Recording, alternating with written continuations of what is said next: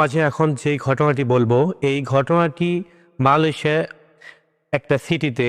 আর প্রবাসী একটা ভাইয়ের সাথে ঘটনা ঘটে। দীর্ঘ ৩ বছর প্রবাস ক্ষেত্রে, কাজের ক্ষেত্রে ওই ভাই মালয়েশিয়ায় থাকে। কিন্তু ৩ বছর পর এক সময় তার ফ্যামিলিকে নিয়ে তিনি বাহিরে চলে যায়। তো একটা বাচ্চা, বউ আর উনি যখন বাসা খোঁজ করার জন্য, মানে বাসা খোঁজে, তো এরকম করে খুঁজতে খুঁজতে সহজে বাসা পায় না। না পাওয়ার ক্ষেত্রে তিনি চিন্তা করে যেখানে কাজ করে ওখান থেকে একটু সাইডে যেয়ে বাসা নেবে। একটু দূরে হবে, হালকা, কোনো প্রবলেম নাই। একটা ছোট একটা স্কুটি কিনছে, এই স্কুটি দিয়ে ওই যাওয়া আসা করবে, এই ওই সিদ্ধান্ত নেয় ভাইটা। তো এরপরে যখন ছোট বাচ্চা, মানে ২-৩ বছর বয়স, আর তার বউ এবং তিনি একটি বাসা খুঁজে পায়। বাসা যখন খুঁজতে খুঁজতে না পায়, তখন এক পর্যায়ে যে একটি পুরাতন বাসা দেখতে পায় এবং ওই পুরাতন বাসাটা কম টাকা দিয়েই তিনি ভাড়া পেয়ে যায়।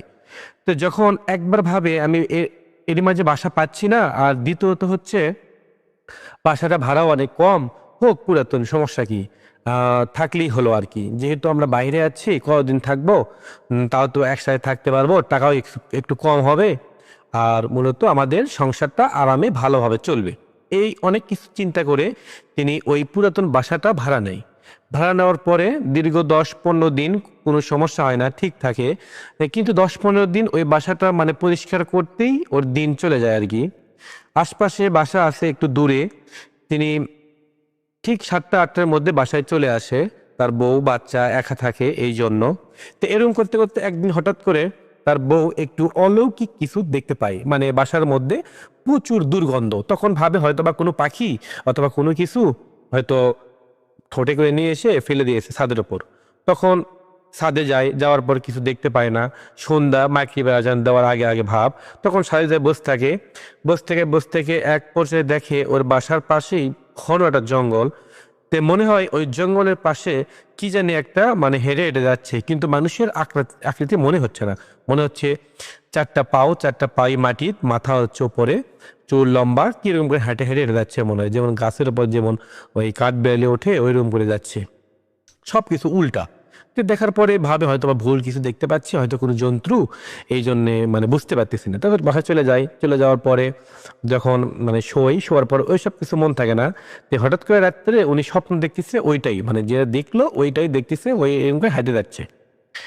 তো এরকম দেখার পরে উনি ঘুম থেকে উঠে পানি খায়, পানি খাওয়ার পর আবার ঘুমিয়ে পড়ে, দোয়া দুরুদ পড়ে। তারপরে কিছুদিন, মানে পরের দিন কাউকে বলে না। মানে পরের দিন এমন একটা পর্যায়ে যে যখন মানে সন্ধ্যা হয়ে যায়, সন্ধ্যার সময় চা খাচ্ছে। তো খাওয়ার সময় সোফায় বসে থেকে টিভি দেখতেছে, এরই পরে দেখে পিছনে কে জানি মনে হয় পার হয়ে চলে গেল। কে রে, ছোট বাচ্চা, বাচ্চা ঘুমাচ্ছে, তাহলে পার হলো কে? তখন পিছন দিক চেয়ে দেখে কিছু নেই। তখন এরকম হতে হতে এক পর্যায়ে দেখে টিভির একটা সাইডে মনে হয় কালো ছায়া দাঁড়িয়ে আছে। তখন একটু ভয় করলো। ভয় করার পর এরই মাঝে দুর্গন্ধ ঘরের মাঝে।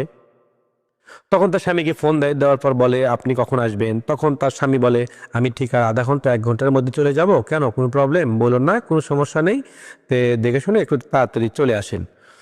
তিনি তার স্বামীকে সবকিছু ঘটনা খুলে বলেনি, এই কারণে বললে হয়তো বা টেনশন করবে, বাচ্চা আর বউ একা থাকে সারাদিন বাসায়, তিনি কর্মক্ষেত্রে বাইরে কাজ করে, এই জন্য কাউকে বলে না, মানে ভয় করবে দেখে বলে না কাউকে আর কি। এরকম করে সেই দিন চলে যায়, মধ্যরাত চলে আসে। রাতের মাঝে হঠাৎ করে তার বইয়ের ঘুম ভেঙে যায়। ভেঙে যাওয়ার পর দেখে দরজা খোলা, তার স্বামী মনে হয় বাহিরে বের হয়ে যাচ্ছে। পিছনে পিছনে আস্তে আস্তে চলে যায়। যাওয়ার পর দেখে তার স্বামী সোফায় বসে আছে। তার স্বামীর পাশে কি যেন একটা মানে অবয়ব সৃষ্টি, বসতে গল্প করতেছে।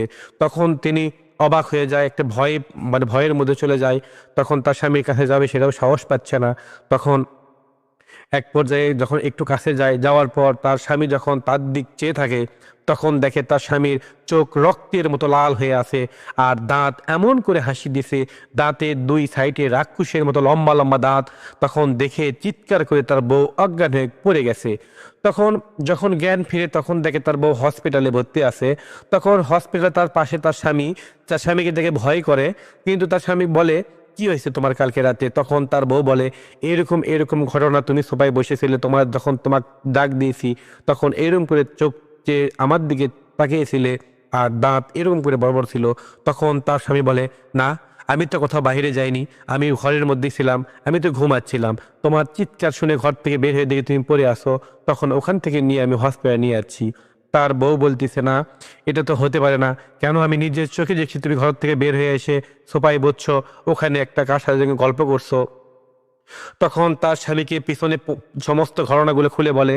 খুলে বলার পর তার স্বামী শুনে বলতেছে এত কিছু ঘটনা ঘটে গেছে, তুমি কেন আমায় বলনি? তখন যেহেতু ওরা প্রবাসী থাকে, কাউকে খুব একটা চেনে না, তখন এক পর্যায়ে তার স্বামী বাংলাদেশে একটা হুজুরকে ফোন দিয়ে সব কিছু বিস্তারিত খুলে বলে। এবং তার হুজুর বলে আমি আজকে রাতে সব কিছু দেখবো, দেখে আমি আপনাকে সব কিছু বলবো।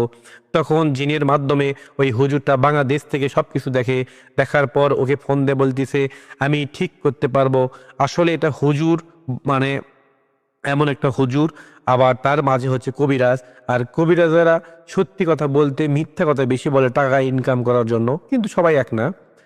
তো বলার পর তার কাছে টাকা আবদার করে 10,000 টাকা। তিনি বিদেশে থাকে, সমস্যায় পড়ছে, কেউ চেনে না, চেনা জানা নেই, এই জন্য 10,000 টাকা দেওয়ার জন্য রাজি হয়েছে এবং টাকা সবগুলো দিয়ে দেয়, পাঠিয়ে দেয়। তখন তিনি চিকিৎসা করে, পানি পাড়া দেয় এবং পানি মোবাইলের সামনে রেখে ফু দেয় আর বলে আজকের পর থেকে কোনো কিছু হবে না, ওটা জিন, জিন আপনাকে ডিস্টার্ব করতেছে আর আপনার বাড়ির পাশেই জিন থাকে। কিন্তু এইসব কিছু সব কিছু কিন্তু ওই লোকের কাছ থেকে শুনেছে হুজুর, ওই কবিরাজ, তারপরে বলল। এরপরে 1 দিন 2 দিন চলে যায়, 2 দিন কিছু হয়নি, 3 দিনের মাথায় এমন অবস্থা হইতে শুরু হয়েছে, তার বউ তার স্বামীকে গলা ধরে এমনভাবে চাপ দিছে মনে হয় মেরে ফেলে দিবে। তখন চিৎকার করে ওর স্বামী বাসা থেকে বের হয়ে দৌড় মারছে। কিন্তু বের হয়ে যাওয়ার পর মনে পড়ছে তার বাচ্চা আছে, স্বামীকে যদি মেরে ফেল দেওয়ার চেষ্টা করে তাহলে তো বাচ্চাকে রাখবে না। তখন দরজা খুলে আবার দৌড়ে এসে বাচ্চাকে নিয়ে বের হয়ে যায়। কিন্তু আপনারা ঠিক জানেন ওটা পুরাতন বাড়ি, আশপাশে সব জঙ্গল, কোনো বাড়ি নেই। ওখান থেকে 1/2 কিলো দূরে যাওয়ার পর একটা বাড়ি খুঁজে পাওয়ার পর ওই বাড়িতে যখন ডাক দিছে তখন একটা বয়স্ক মহিলা আছে। মহিলা আসার পর বলতেছে কি হয়েছে বাবা? সব পরে ওই ছেলেটা সবকিছু বিস্তারিত ঘটনা খুলে বলে। বলার পর ওই মহিলা এবং মহিলার স্বামী তাদেরকে নিয়ে আবার ওই বাসায় চলে আসে। আসার পর দরজা খুলে দেখে তার বউ অজ্ঞান হয়ে পড়ে আছে মাঝেতে। কিন্তু ওই মহিলাটা বলে আমি এখানে একটা এরকম কাজ করে, চিকিৎসা করে, একটা তান্ত্রিক আছে, ওর কাছে নিয়ে যাচ্ছি, উনি কিছু করতে পারবে। তিনিও একটা মহিলা, ওই মহিলার কাছে যায়। ওই যেই বাড়ি রাত্রে চলে গেছিল ওই বাড়ির ওই মহিলাকে সাথে করে নিয়ে চলে যায়। ওই মহিলাকে এদেরকে সাহায্য করছে, কেন বিদেশে কেউ কাউকে চেনে না, তার স্বামী কাজ করবে না, তার বউকে সামলাবে, কিছু বুঝতে পারে না। বাংলাদেশ থেকে বউকে নিয়ে যে অনেক ভুল করেছে সেটা পরে বুঝতে পারতেছে। এরই পর যখন ওই তান্ত্রিক আর চলে যায়, তান্ত্রিক চোখ বন্ধ করে সামনে বসে রেখে কি জানি পড়ার পর বলে আপনার বাড়ির একটা জিন দৃষ্টি আকর্ষণ করছে, ওই বাড়ি পুরাতন, ওই বাড়িতে কেউ থাকে না, ওই বাড়িতে অনেক জিন থাকে, ওই বাড়িতে আপনারা ওঠার কারণে তারা সবাই বিরক্ত হয়ে পরে জঙ্গলে চলে গেছে। কিন্তু ওরা ওই বাড়ির মায়া ছাড়তে পারতেছে না, ওই বাড়িতে কেউ ভাড়া ওরা টিকতে পারে না, আপনাদের দিছে। তখন ওই ছেলেটা বলে তাহলে মনে হয় এই জন্য এত কম দাম দিয়ে আমরা এই বাড়িটা ভাড়া পাইছি। তখন ওই তান্ত্রিক বলে ওখান থেকে মুক্তি পেতে হলে যদি ঠিক মতো থাকেন তাহলে আপনার বউ এবং আপনার সন্তানের ক্ষতি হয়ে যাবে, যত দ্রুত পারেন ওই এলাকা থেকে আপনারা চলে যান, ওখানে থাকলে আমাদের ক্ষতি হবে। তখন বাসাওয়ালার কাছে যায়, বাসাওয়ালা সবকিছু খুলে বলার পর বাসাওয়ালাটা অনেক ভালো, তখন বলতেছে এত কিছু হবে আমি বুঝতে পারিনি, এর আগে কেউ থাকেনি, কিন্তু আজকে দীর্ঘ 3 বছর পর আপনি ভাড়াটি আছেন, আমি ভাবলাম 3 বছর হতে সবকিছু শেষ হয়ে গেছে, এই জন্য আপনাদের ভাড়া দিয়েছি। তারপর ওখান থেকে বেড়ে আসার পর অন্য জায়গায় একটা বাসা ভাড়া নেয়। তারপর থেকে এখনো ওই পর্যন্ত কোনো সমস্যা হয়নি এবং কারো কোনো ক্ষতি হয়নি, জিনের কোনো প্রভাব দেখা যায়নি, সবাই ভালো আছে, সুস্থ আছে। ঘটনাটা এই পর্যন্তই। ভাইয়েরা বাংলাদেশে সবাই চলে যাচ্ছে, সবাই ভালো থাকবেন, সুস্থ থাকবেন। আসসালামু আলাইকুম।